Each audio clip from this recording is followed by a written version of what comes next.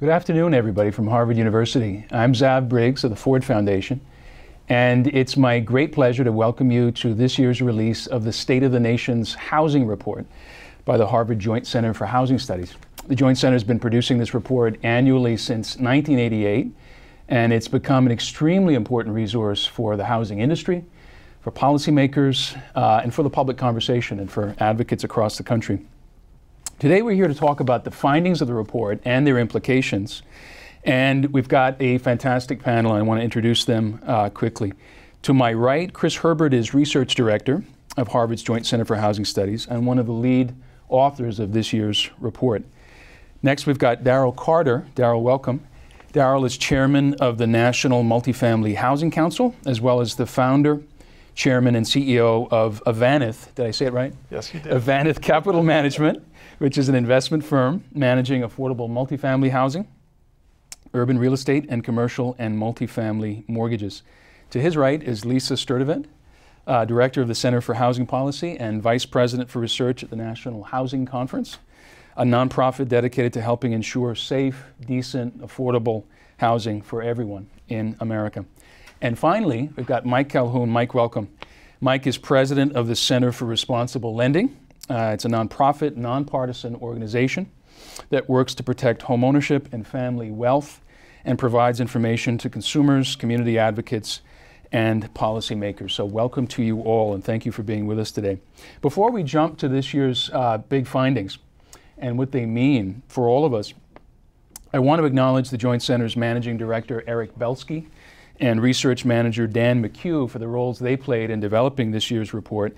And I want to remind those of you who are watching online that you can send us questions. You can tweet us questions using the hashtag Harvard Housing Report, and we'll take a few of your questions later in the webcast. Chris, let's start with you. There's been a steady drumbeat of bad news on the housing market coming out this spring. And just this week, we got some chilling news, if you will, about the first quarter for the economy as a whole. Not what we'd like it to be. But lately, there have been positive signs as well, especially about housing. Help us make sense of it. What path should we expect the housing recovery to take from here? That's a great question, Zav. You know, the GDP number that just came out was really quite shocking to have that much loss in the first quarter. But all indications are really that that was strongly weather-related, and I think analysts expect the second quarter to get back on track. And in fact, some of the news that came out this week about the housing market really showed that there's some positivity. But the prognosis for the housing recovery really is quite important, and it's important not just for all the households and families who have really suffered through this downturn, many millions of whom are still underwater and waiting to get back in the black, but it's also important for the broader economy. Housing really traditionally plays a really strong role in driving the economy out of a recession, and here we are 6 years later and it's still yet to do that. And the economy as a result, I think, is still not really on very strong footing as a result. So where are we in this recovery is a key question. Over the past year, I would say the housing market threw us a kind of double head fake. And last year, we could go back to where we were in the spring. We were actually seeing the housing market starting to increase at a much more rapid pace than it had previously. Sales were up, starts were up, housing prices were certainly up. And I think that led to expectations that maybe housing really was starting to find another gear and play that role. And then fast forward to the second half of the year, and we find all the indicators really started to slow, and then the winter hit. And the numbers from the first quarter were really dismal, a lot of numbers that are down in terms of sales and construction. So what do we make of that? You know, I think the double fake that we saw really was largely driven by what happened with interest rates. If we look last spring, we had mortgage rates that were down to the low threes. We hadn't really seen that rate before ever. And so when you have that level of stimulus, I think we really started to get the market ramped up, and we're thinking that that was a fundamental recovery when it wasn't. And the second half, likewise, I think it was when those rates shot up by a point after the Fed announced their decision to pull back, that really took the wind out of the sails of the market. So where we're left now is basically we're back to this steady, slow recovery that reflects what's happening in the underlying economy. The key thing for the housing market is jobs. Jobs translate into household formation. Household formation translates into growth in the housing stock. And what we've had, good news and bad news, is we've actually had through this period job growth continue at about 200,000 a month. And so that's helping to kind of keep that underlying fundamental level of demand coming along. It's still pretty anemic, and so I think as long as the economy follows that path, so will the housing market. one other caveat too, and we've been saying this all along, I think we lost sight of it last year, was that we have a lot of hangover left over from the crash, and we have to work through those as well. Chief among those, I think, are underwater homeowners. And in the past year with house price growth that we've had, we've seen a really significant decline. CoreLogic estimates that went from a little more than 10 million to less than 7 million people underwater. And I think we made up a lot more progress than we ever thought we would in a short period of time, but it's still almost 7 million homeowners. And Zillow pegs it over closer to 10 million. So with that many people stuck in their homes, struggling to make their payments, they're not buyers, they're not sellers, that's really a big glue in the market. And the second thing to not lose sight of is the fact that even though we've seen a big recovery in the people who are struggling to make their mortgage payments, seriously delinquent or facing foreclosure, it's come down by half from where it was. It's still twice what it was in the normal times. So if we're going to get back to normal, this pace of economic growth is key, but we also still have to work off those problems and not lose sight of the fact that we still have work to do to solve those. Got it. So that really gives us a clearer picture. But let's talk about what it would take to produce a stronger recovery. In the report, you really emphasize the role of millennials, which stood out for me. We've been hearing a lot about the challenges that young adults are facing in the job market and financial challenges, and challenges that are keeping many of them from moving out on their own, which gets right to the point you were making. I was struck by this figure from the report. It shows the jump in the number of 20-somethings living with their parents in recent years. You note in the report that given these increases, there are now more than 2 million 20-year-olds still at home rather than looking for their own place to live. So what are the prospects for millennials to get a stronger foothold in the housing market? You know, people ask, well, why are the millennials so important? And the truth is that young people are always important in the housing market, because it's young people who are starting out in life who are the ones who are adding incrementally to housing demand. As they move out on their own, seek an apartment, ultimately many will seek a home, they are the ones who are adding to that supply of housing. And they're also important because they allow other moves up the housing market. So if I'm someone looking to trade up, I've got to find another first-time buyer to take my home before I can move. And so we're looking at as millennials to really play that key role in moving the market. Now, the other reason the millennials are important is because of the fact that they're a bigger generation than any other generation we've had of this size. They're bigger than the baby boom at the same point. And if you think back a generation when the baby boom hit the market, and their impact on the housing market was tremendous. Now, the millennials are following generations that were, the baby boom came after the Depression generation, so they had a bigger impact. But still, this is a large group. And the other thing about them is they're coming of age during the worst recession since the Great Depression. And if you think about millennials born between the mid-'80s and the early 2000s, they were just becoming 21, 22 when the recession hit. So just when you're starting to get out there and get a foothold in life, they're hit by this recession. And their unemployment rates went up to 16% of those aged 20 to 24. From 8%, it doubled to 16%. And so if you're looking at those figures in terms of how many people are living at home, it's no surprise that if you're 20 to 24, more people are living at home when they can't get that financial independence that they need. The good news is that we're starting to see some recovery. It's not enough again. Their unemployment rate is down to 11%. It's actually down a point just since the beginning of the year. So there's some indications that maybe the job market is starting to recover for those millennials, and that will certainly, start to help getting them that independence they need. Now, the other thing we talk about in the report is that people say, well, they're living at home, maybe they're getting comfortable there in mom and dad's basement, or maybe they're going to stay. Why wouldn't you? And I think that we really have not seen any cultural shift yet in the people's desire to be independent. If you read the accounts, the New York Times had a great piece this week looking at millennials, and they're talking to these young people, and to a one, they're all saying that they really would rather not be there. And one of the things we see in the report is that by the time you get to be in your early 30s, the share of people living at home really comes down. So I think that drive to be independent is still there. I think you need the job to get there. And if we look at what we project over the next 10 years, we see a growth of 30-somethings of 2.7 million over what we have today. That's a key group. It's going to drive the demand for apartments, it's going to drive the demand for starter homes, and really give the housing market a boost. The other thing, though, with millennials is they are facing some significant challenges other than just the job market. And the big one that we hear a lot about and we talk about in the report, too, is the student debt issue. Over the last 10 years, we've seen tremendous rise in student debt outstanding. Our own analysis shows that people aged 25 to 34, the share with student debt went from 26% to 39% by 2010. That's the last count we have. But if you look at bigger statistics, looking at the overall market, student debt has gone up by another 50% since 2010. So that share with debt is no doubt well into the 40%. So half of young people now are juggling student debt, where 10 years ago it was more like a quarter. So when you're sitting there and you're trying to say, I got to pay rent, I got to pay my student loan debt, it's hard to save, it's hard to qualify for a mortgage. So I think that student loan debt, we're still getting a handle on it, but I think it's clearly something that's going to hold them back. But bottom line, I think, is that the millennials, as big as they are, and when the job market recovers and their incomes recover, I think they are going to make their mark on this housing market. They're going to be critical drivers, given the size of that generation. Exactly. Yep. Let me turn to Daryl here. You know, the report describes how the rental market has in fact been in a full-scale recovery for the last 4 years. Daryl, how important have the millennials or other groups been in driving the strong demand for rental housing that we've been seeing? Well, I think the millennials have been really important, but I think there's strength amongst a variety of sectors.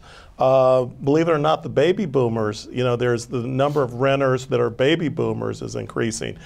We own properties that are over 55, and, you know, the occupancies are very, very strong there. The other segment that we see are families. You know, we have 10 apartment communities that have 4 bedrooms.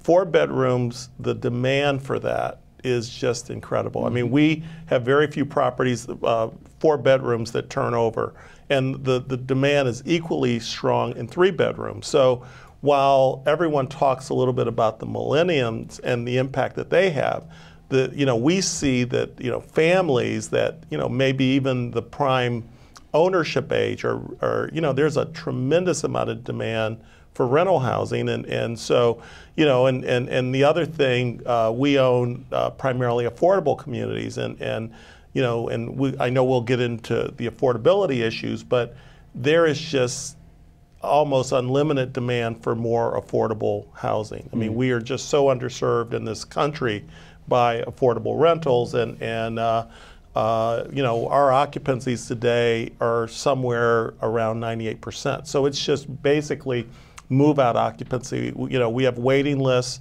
and when someone moves out, we have a renter ready to move in because there is so much demand, particularly in the higher cost markets on the 2 coasts where we operate in DC, New York, and California, but also in places like Indianapolis, Detroit, and Chicago, where we own property as well. So, you know, this is kind of the golden age for as an apartment owner and an investor. This is the golden age, but certainly, you know, we are challenged by income growth because it continues to be flat. I mean, that's the one thing that we see, that particularly on affordable, as we recertify our residents, you know, their incomes are not growing. And it's one of the challenges, because a lot of apartment owners and investors, they're projecting these rental increases that I think will be, you know, we may be challenged to get. So something to be careful about. Absolutely. I think we've got a chart on this just showing the point you made, that households across the spectrum have fueled a tremendous growth in rental demand. That's tremendously important. You know, but I want to ask you about construction and the boom in construction. On the strength of this surge that we've seen, driven by households of many types, construction of multifamily rentals is now, if I have this right, it's now back to levels last seen in the late 1990s. It's really been quite a while since we've seen this construction boom. Do you worry at all about overbuilding? Is there any danger that some markets, builders are going to overshoot the mark and we'll end up with more units than we need right now? I think in a few markets, I think one needs to be cautious in, maybe DC, Austin, and Houston. But, you know, keep in context that we lose about 100,000 units a year for obsolescence, and those are primarily at the lower end of the market. We also went through a period of 5 or 6 years with deliveries under 100,000. And so to serve the projected demand, we need about 300,000 a year of new apartment construction. This year we'll deliver somewhere under 200,000. And so, you know, I think that the supply and demand, you know, situation is fairly balanced. The real issue is what we're building, and, you know, unfortunately, the cost to develop today, you know, new construction costs are $250,000 to $500,000 a unit. And the number of renters that can afford that level of cost is really a challenge. I mean, yeah, everyone wants the Google worker that, you know, makes 6 figures, but there's only a few of them. And the bulk of, you know, particularly the millennials, you know, they're starting off at much lower salaries. So The issue is both the you know, the cost of the building new buildings and what the landlords need to get, but also the type of units. You'll see a lot of 1 and 2 bedrooms built targeting for the millennials when in fact there's a lot of demand for family units. So that's, you know, I think that generally the supply and demand conditions are balanced, but you know, again, just to be cautious in certain markets and then be mindful of the economics of the renter versus the rents that they have to pay. You know, on that note, you made a few points about affordability. I want to get Lisa in here. We've arguably had an affordability crisis for some time now, and one could call it a quiet crisis in that it doesn't tend to garner the media attention, arguably, that it should, or the pressure, frankly, for the policy response that the country could use. But this year's report has some really astonishing figures. So half of all renters in this country pay what the federal government considers unaffordable rents, more than 30% of their income for housing. That's up, according to the report, it's up a full 12 percentage points from what was already a pretty high level a decade ago. Even more striking to me was the fact that 27%, so more than a quarter of all renters, are paying more than 50% of their income for rent. Let's see that map. We've got an affordability map for the country. Lisa, what's driving these trends? Yeah, you make a great point. I mean, it's striking. This is 20 million renting households that are cost burdened, or 10 million that are paying more than half of their income on rent. And part of the driver is, as we've seen, rising rents because of increased demand from the millennials and the baby boomers, but also from folks who might have been homeowners in the past, but are left out of the homeownership market because of credit or other issues. We've also seen a constraint in supply in recent years. But there's this income issue that's been mentioned, and it's really important to talk about because incomes have really been stagnant over the last few years. And so while we used to think about affordability as something that affected low-income families, it's really moving up the economic ladder where middle-class families in these places that are growing are having a hard time finding housing they can afford. And when we look at this economic recovery that we're in right now, we're in the midst of an economic restructuring, right? So we recently gained back all the jobs we lost during the recession, but we've traded some higher wage jobs for lower wage service sector jobs, particularly on the manufacturing side. We've done this trade-off that is bigger than the recovery and bigger than the income trends in of themselves. And so this has made working households have a harder and harder time finding housing that they can afford, that they can spend less than 30% of their income on. As the map shows, the affordability challenges that you mentioned vary considerably across the country. The darker parts of the map there show where affordability challenges are the most severe. These are places that, frankly, are where the economy has recovered fastest during, during this last few years. This is where the jobs are, right? This is where the demand for housing has been. This is where people go when they want to benefit from work. And so when you go there and you're able to find a Google job for 6 figures, you have options. But if you're working in a service sector job or you're working in an entry-level job, this is what you're facing when you're going to look for housing. In the middle of the country, you see it's a little bit paler, which suggests that housing affordability isn't as big of a challenge, but this isn't where the jobs are either, right? And a lot of this affordability improvement that we might have seen is due to the fact that homeowners are paying less for housing because they were able to refinance or their home's value has dropped. So it's actually sort of a mixed blessing to see affordability improve in some of these parts in the middle of the country. So, one thing I'll also add too is when you think about housing affordability in some of these high-cost areas, people are having to make trade-offs. So they're having to make trade-offs in terms of long commutes. So you can spend less than 30% of income on housing, but then you're driving an hour each way to work, and so you have those transportation costs. Or they're forced to give up some of their spending on some other necessities like healthcare and childcare. The report specifically calls out how folks who are housing cost burdened spend less on those items. And so this is really a challenge that we're seeing most severely on the coast, but certainly all across the country. That's really helpful. Chris, we've been talking about rental housing for the most part so far, and I want to ask you to help us do a segue to home ownership. Last year saw the home ownership rate drop for the 9th year in a row. Is there any indication that that decline is going to ebb? Well, I think the short answer is no. So far, we really have seen the homeownership rate in a pretty steady decline over that period of time. The one indication it might be ebbing is the fact that last year was the smallest decline since 2008. So there's some sense it might be ebbing, but I think that could be a statistical artifact as well.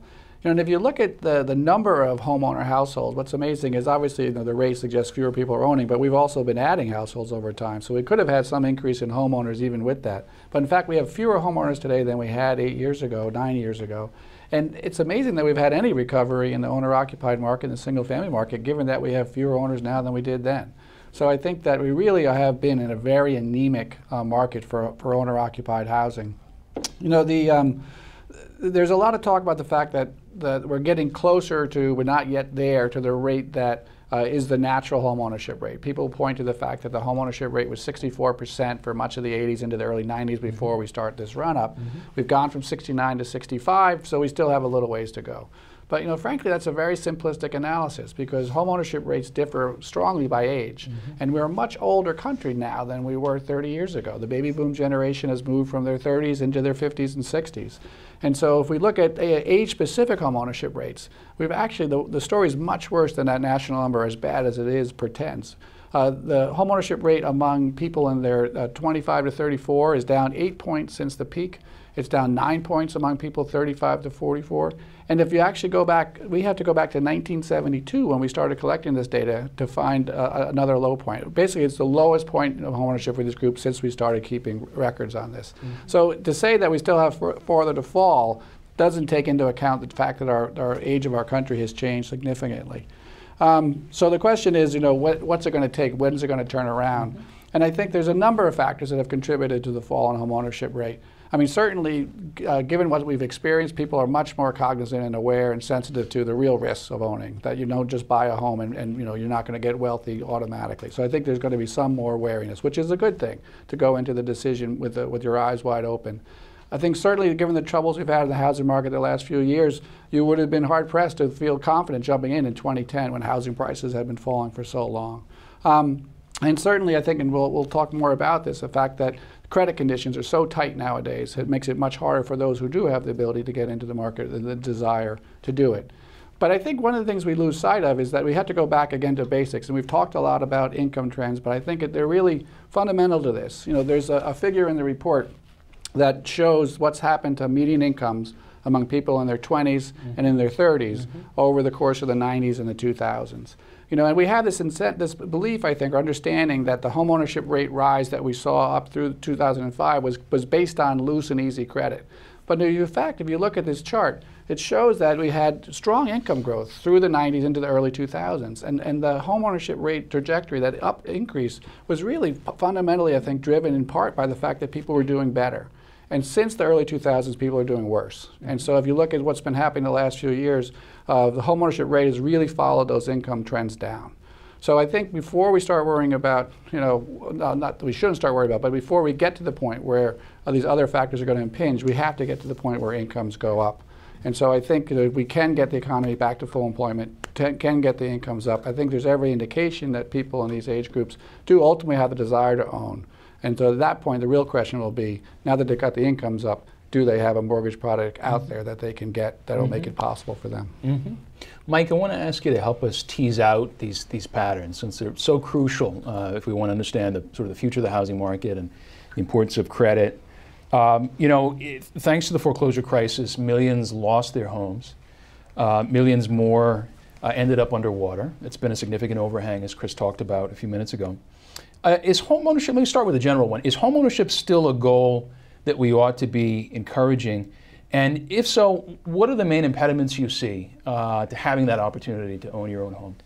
I think understandably, after you had millions of people lose their homes in the home market and unsustainable mortgages really being at the center of what triggered the whole recession, it's natural for people to question, and there are some who openly say, well, the problem is we just pushed home ownership way too far.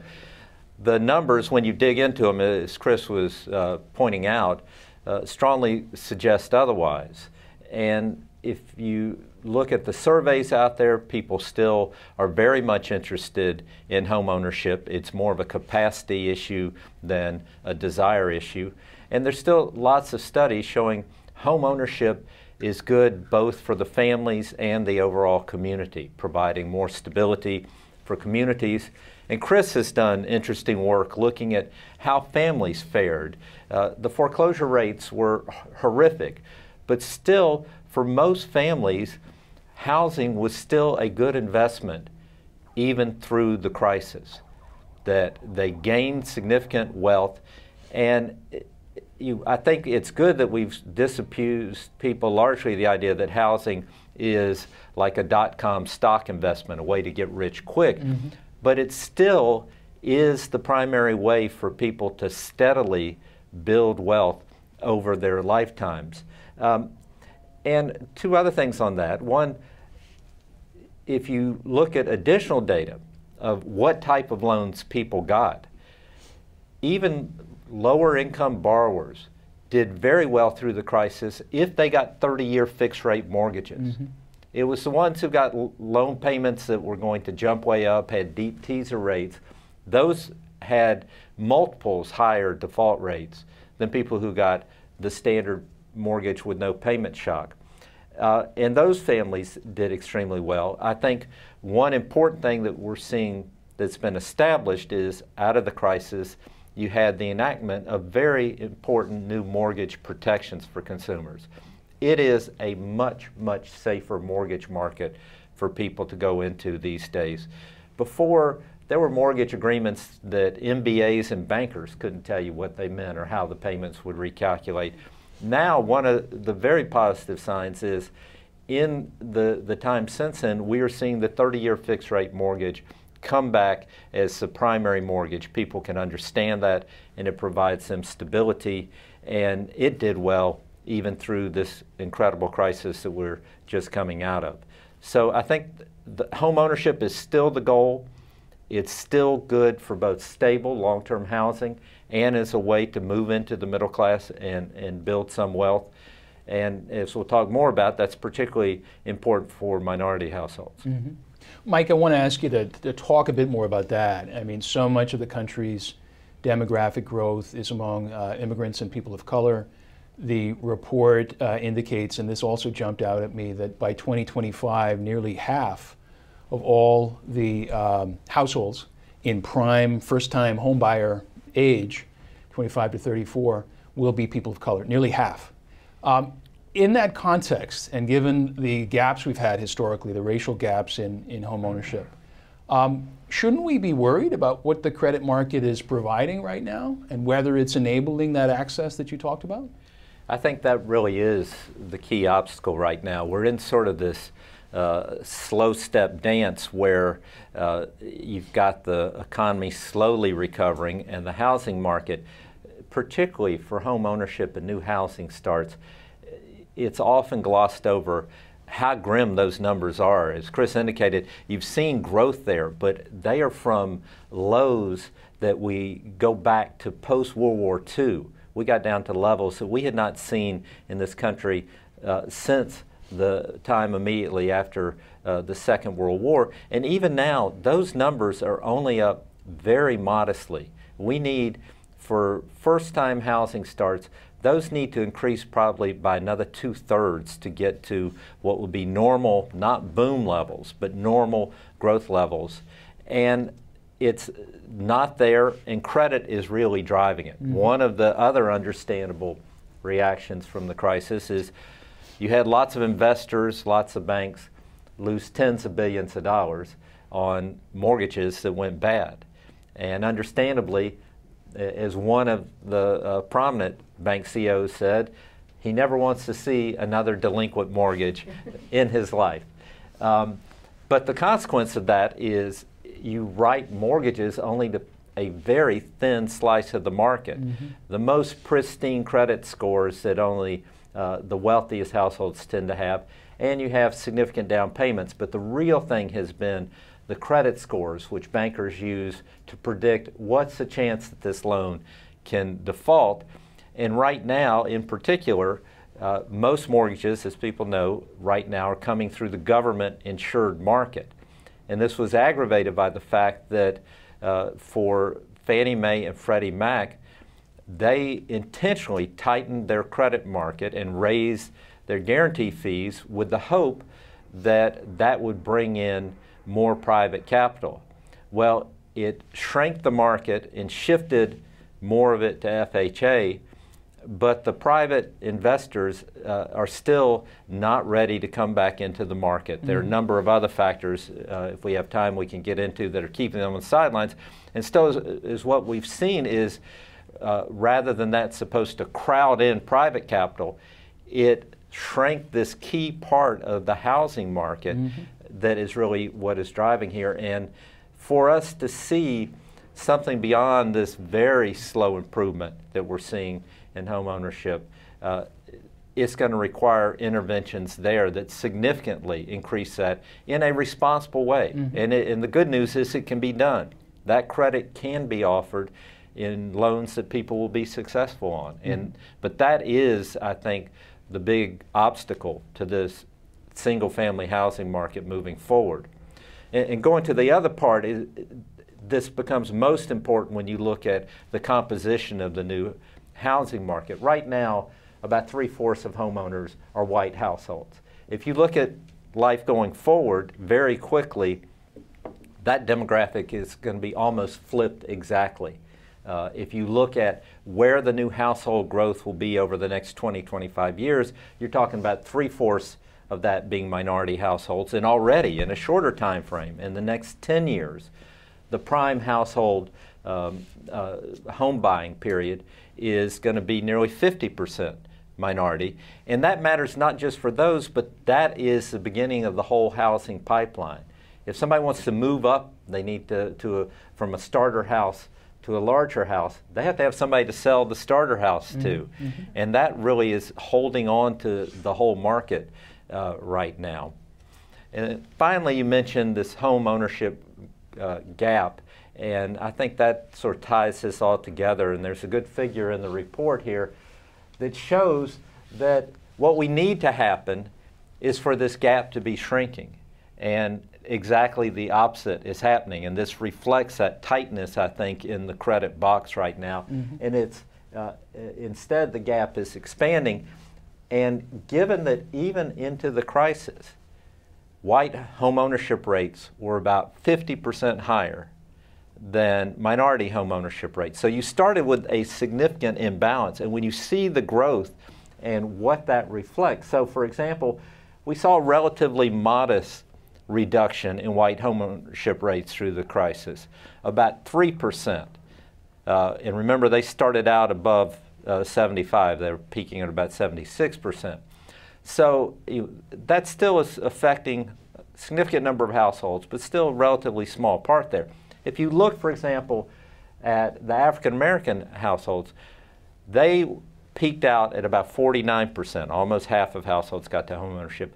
They dropped by 6% though, 6%, which in that smaller share is about 1 in 6 reduction in home ownership in that share. So just a generational loss of wealth and impact of the household. And we have got to turn this around, not just so we're serving everybody, but also everybody's invested in this because, as Chris indicated and others, the whole economy's fate will be profoundly affected by how well we reverse this home ownership gap. Yep, Mike, seems important to underline that. You're talking about something that's not only crucial from the perspective of the households in terms of access to the opportunity to build wealth and to have the security and the stability that comes with that, as we know, people of all backgrounds aspire to.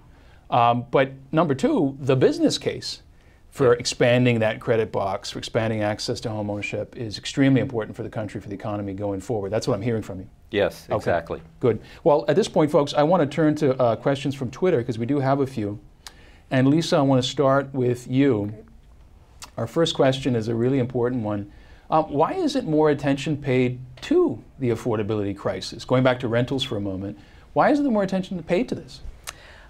I think I have a couple of thoughts, right? So I think one reason is when we used to think about housing affordability, like I mentioned, it used to be a problem that affected low-income households or low-income families. It's almost like how the housing market crash changed our perspective of what it meant to be in foreclosure. All of a sudden, we knew somebody who was in foreclosure, our neighbor or a family member.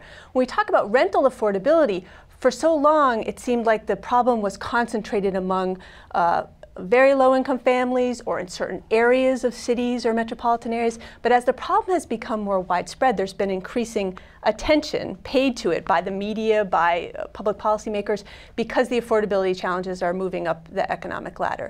So, I think that's one reason. I think the other reason is a little bit trickier, is that, it's a complicated topic, right? Housing affordability has to do with the cost of housing, but also with the wages and income that people are getting. So we spend, in fact, recently in the media, a lot of time talking about wages, right? About minimum wages, about living wages. And that is an important part of the housing affordability challenge. The other piece, the housing cost, is, as Daryl knows, it's complicated, right? The cost of construction and land and the development process is a little bit harder to wrap our hands around that cost piece of the affordability challenge. And that may be another reason why it's been harder to gain traction. Well, I would just, two comments. One is that when you look at, when someone wants to build an apartment property in a community, you have homeowners that come out and they say, we don't want apartments in this community, which, apartments, notwithstanding, I think, the benefits of home ownership, but they're more efficient environmentally.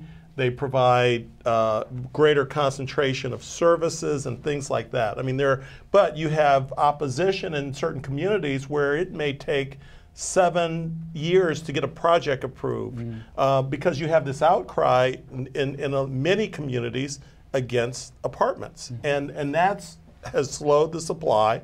I also think, and to the point of there are people today that choose to rent because it just makes better sense for them. And while I understand the home ownership rate that we want, there are benefits for people buying, there are also great benefits for people renting. And I think one of the reasons why the rental market is so strong today is because people, even some millennials, they see that their parents' fortune was wiped out in the housing market, and they don't want the same thing, number one. And number two, there's a great mobility in this country today. If you're willing to move, you probably can find better opportunities, and very often home ownership, keeps a person, at a particular location. It used to be, we had a conversation about, we had a concept of a ladder to home ownership in this country. And the ladder was all about, and to your point, the ladder was all about affordable rentals. Without those rungs, you couldn't climb up. I appreciate the point. We have a second question here from Twitter, and I want to stick with you, Daryl, if I could, and then turn to Lisa. And that is, how do we solve the crisis? So how do you think about the most important responses to the affordability crisis on the rental side? How much of it is it about expanding supply? What's the role of federal rental assistance, which largely operates on the demand side? At least the housing vouchers are the best known, the biggest program. But what are the pieces, do you think, of a solution? Well, certainly, there are government pieces like the low-income housing tax credit and vouchers and Section 8 that certainly, if you look at those two programs, they provide about 4.5 million rentals, and we are underserved by probably 9. The number is just out. They get crazy, but we are underserved by.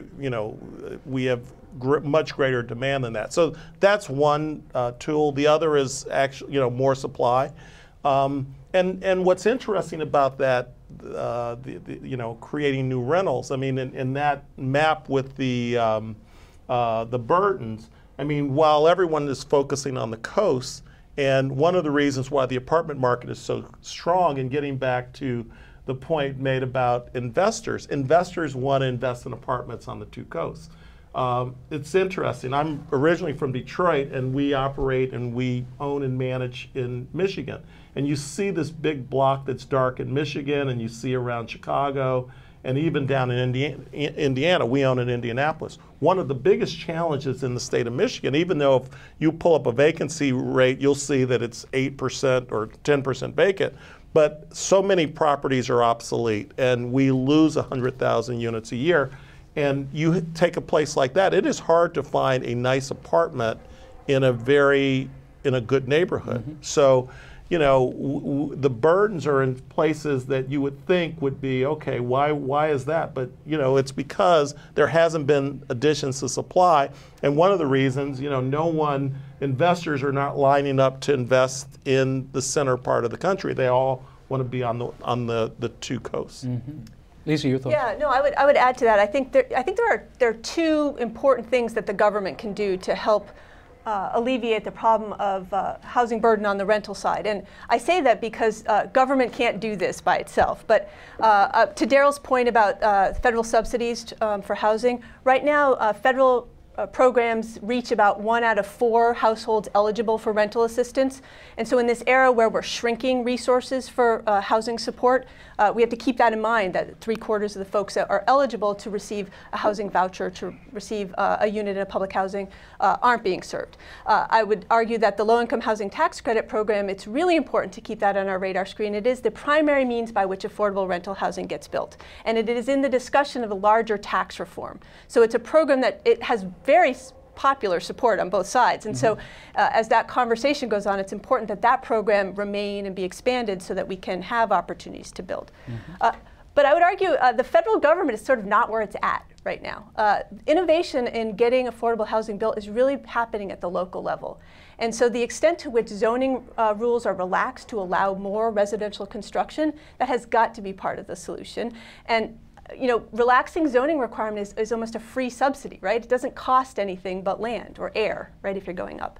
And to the extent possible, without slowing overall residential demand, to tie affordability requirements to new residential construction through inclusionary housing programs like they're doing, expanding in New York, like they do in over 500 communities across the country, is also a critical way that the local government can help alleviate the cost burden problem. So different levels of government have roles to play. Absolutely. Chris? So I just want to kind of frame it a little bit, because I think that we talk about assisted housing and we talk about market rate housing, and I think that it's important for people to kind of have some numbers in their head when we're talking about. So if you look at the distribution of incomes across renters, about 1/4 of them make $15,000 a year and less, which is equivalent to working year-round at full-time at the minimum wage. So if you're out there, you got a full-time job, you know, you're working in a hotel or a restaurant, then comes time to pay your monthly rent check, and you're going to meet that 30% of affordability standard. It works out to about $400 a month.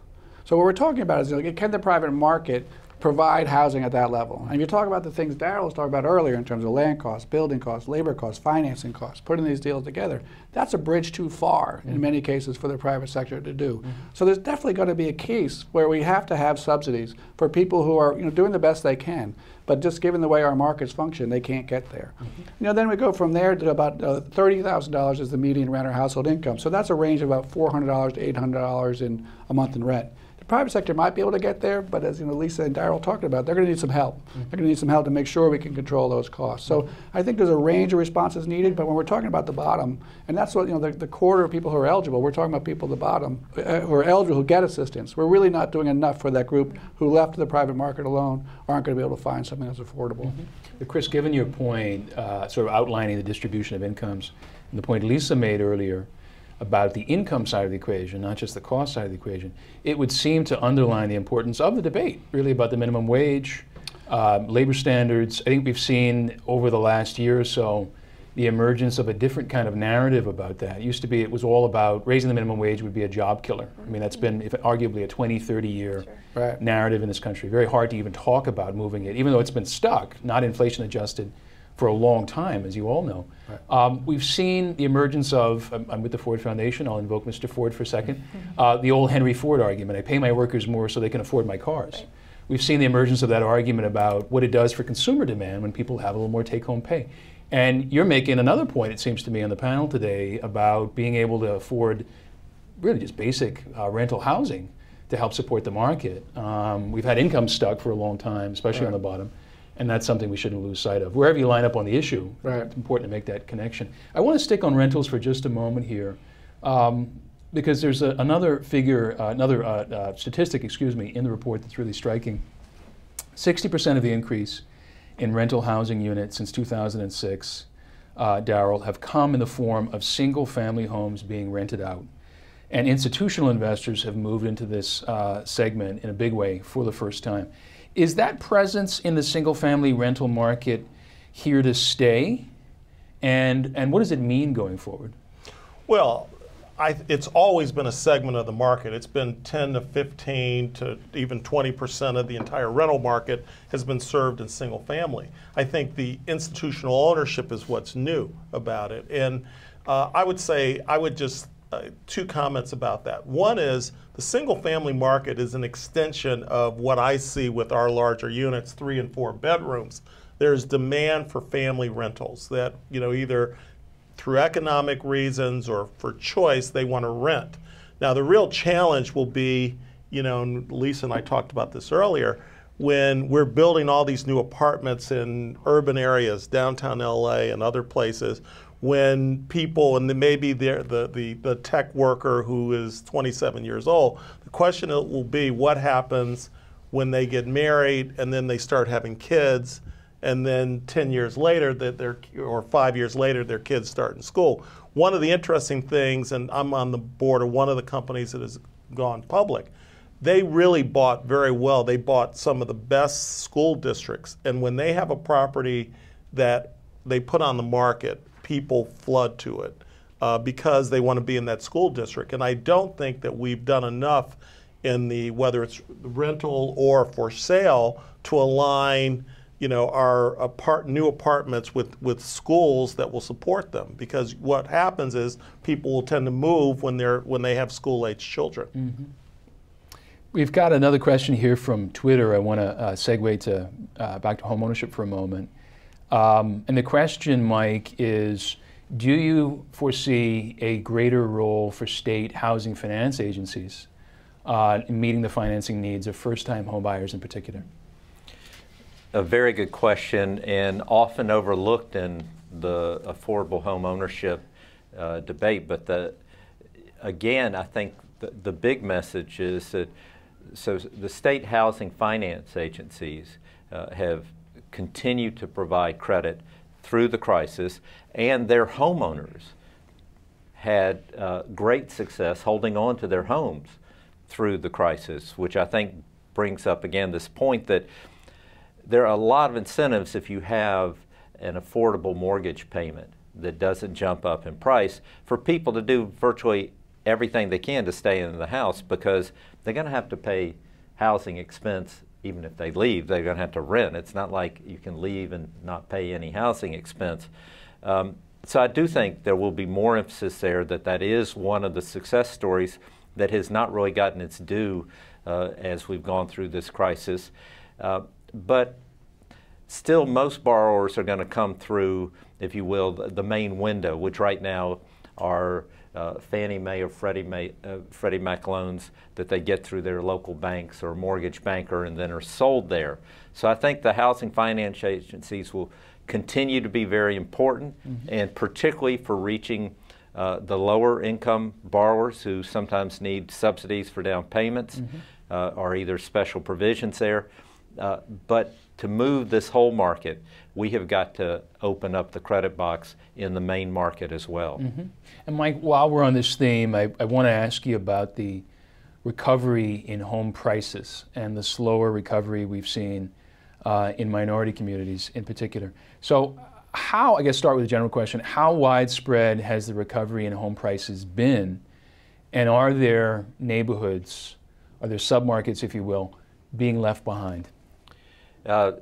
Answer is a broad recovery if you look at metropolitan areas in general. I think the report notes that last year house prices were up in 97 of the top 100 metropolitan areas, so broad there. But when you look smaller at communities, communities of color have had both much higher foreclosures there, and then not surprisingly, they've had slower recoveries there just because of the effect of those depressed prices and vacancies within those neighborhoods. And then on top of that, those communities have been hit hardest economically in the recession as well. So you've seen the household income in those communities stressed more so than it has overall, and what's an overall tough recovery.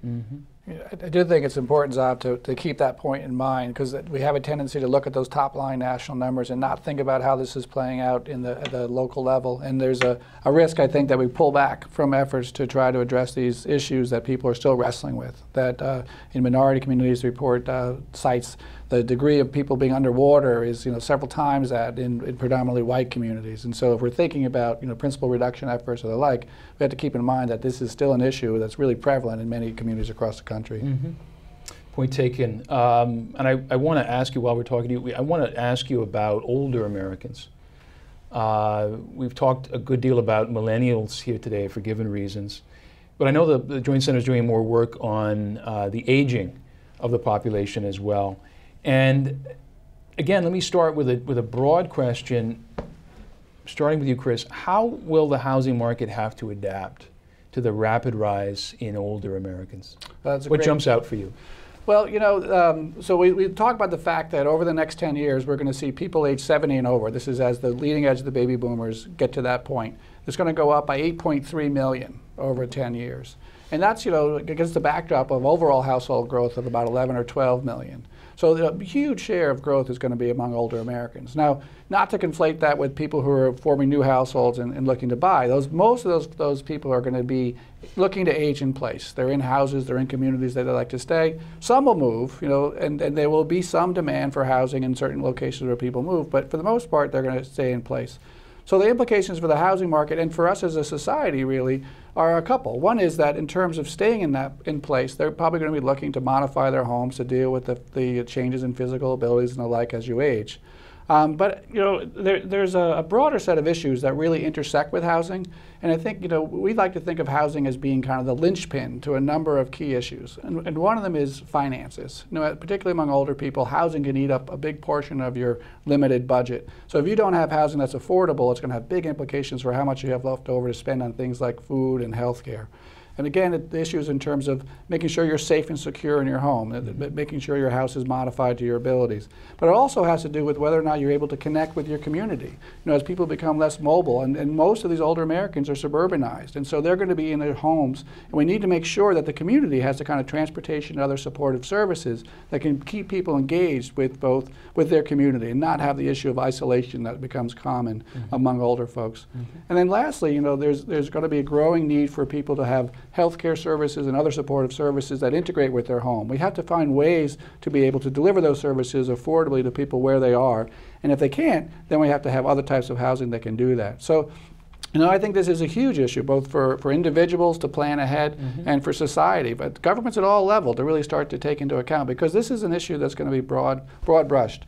And so we don't spend a lot of time on it in this report because, as you mentioned, we have a major report coming out September 2nd. We're going to be releasing that, and so we'll really give this issue the attention that it deserves. But the preview you're giving us is big numbers overall. Big numbers overall. Different choices here. Some people, of course, will be in nursing homes, assisted living. That's one kind of growth area. But a lot of aging in place. A lot of aging in place. Need to work that out.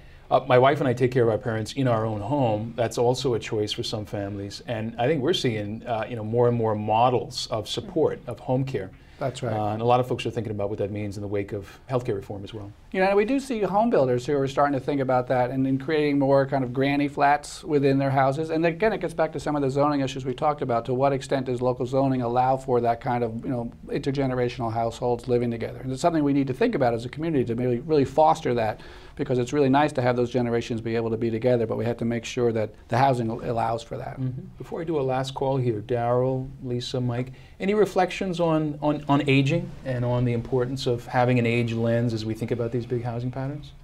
Well, I would just say that we own 6 over 55 communities that are affordable, and a lot of demand for that. And most of the decisions to rent there are to be close to where their children live. So if they're in a community where there's active entry-level housing, they seem to work a lot. There's a much stronger demand in those properties that are adjacent to where families live. Yeah, and I would just add to that issue of aging and healthcare. And I feel like with the with the Affordable Care Act and Medicaid expansion, there's these opportunities to combine housing and health services in innovative ways at the state level that haven't been available in the past. And we're sort of just at the beginning edge. Some communities in Los Angeles, for example, are finding ways to do this so that they can sort of shift money from health to housing. But I would argue that the needs are going to be very different. You're going to have places in cities that are so-called these naturally occurring retirement communities where folks are aging in place in an apartment building, and that provides opportunities to bring services, health services to folks as they age in place. As you mentioned, the suburban model is quite different, where you have people who may not be as connected to family and to services as they could be. And then these are issues we covered in a recent report. In rural areas, what we're finding is that they're bringing services to people, right? So they're partnering with places like universities and health centers who are driving RVs to people's homes to provide health checkups. So I think this is just an example of where the need is going to be so great, and that innovation is really going to be key. Really helpful. Mike, any thoughts on that? The numbers show that a lot of older households who are homeowners have their homes paid for. Not surprisingly, but the trends are very disturbing in that direction, in that many more families are aging with very large mortgage balances. And to go to Chris's point, the numbers then just don't work out. If your housing costs stay fixed at a relatively high level, but your income's coming down substantially, it quickly becomes unaffordable. And I think it's other reasons why the trend towards more standardized 30-year fixed-rate mortgages is important, that the house is seen as part of that overall planning. I mean, one of the things we haven't talked as much about is the home equity lending. During the boom, home equity lending was a huge driver of consumer expenditure, and it juiced up the economy, if you will. And some of it now is we've got this hangover that if you take out that huge housing stimulus that was not sustainable there, and you see that play out also here in particular for the older households who hit retirement and don't have a mortgage they can afford. So really important to include this in overall financial planning and thinking about the financial needs of older Americans. I think you're fingering the predictability of that fixed rate mortgage in the bigger equation. I know I read more and more concern about retirement security overall. I think a piece of it is the wake of the financial crisis, what happened to 401ks and the stock market for a while, of course, but concerns about, is my Social Security, is my 401k going to be enough? We've seen a broad shift off of the kind of pension-based social contract, if you will, into a brave new world. And there are folks who are nervous, and they're wondering whether the stock market will have the yields over the long term to generate the income they need in those elder years. Yes. But you're underscoring some troubling trends, it sounds like, when it comes to at least some segment of households that maybe took out a home equity loan or otherwise took on some extra debt at a point where their income is maybe coming down and flat. Yes. And now they fall within this general sort of common sense rule that lenders are supposed to look and see, can people afford the mortgage payments over the life of the loan? We have a tendency, I think, to extrapolate from the kind of conditions that people who are in their 70s now to say that's what we're looking forward to. But if you pointed out, I mean, the people who are now in their 50s are facing a very different path than people who are now retired. And we talked a lot about how millennials have been set back from their experience during this recession. I think the group that I also worry a tremendous amount about are people in their 50s, because that's a group that's starting to get to retirement. Time is running out. Many lost their homes to foreclosure. Others have had to refinance in order to make ends meet. They didn't put away enough money for retirement. And to Mike's point, I think when they get into the retirement ages and they're still carrying that housing burden, they don't have much savings, they're going to be in a much difficult situation. One of the outcomes of this report, people always say, what did you find surprising when you do a report? And oftentimes, we study these things, and so it's not too much surprising to us. But when we did this report that we'll talk about more in September, a lot of us sort of looked at our mortgage situation and said, we better make sure that we don't hit our retirement with a mortgage, because we talk a lot about the value of homeownership in terms of wealth creation, but that dividend of living rent-free in your retirement is probably the biggest financial benefit of that wealth, because people don't cash in that wealth until the end of life, but they live off that dividend for much of their retirement. Really important reminder for everybody. It's a bit of a sobering note that we're ending on. But, the report is full of really encouraging news, too, about the overall continued recovery of the housing market, which is fantastic for so many reasons. I want to thank our terrific panelists, Chris and Daryl and Lisa and Mike, for joining us today, and thank all the viewers and members of the audience as well. I want to remind our online viewers you can continue the conversation on Twitter using the hashtag Harvard Housing Report. And you can download the report and also check out interactive maps, play with the data a little bit on the Joint Center's website. It's www.jchs.harvard.edu. Thank you again to all of our speakers and to all of you, and have a great afternoon.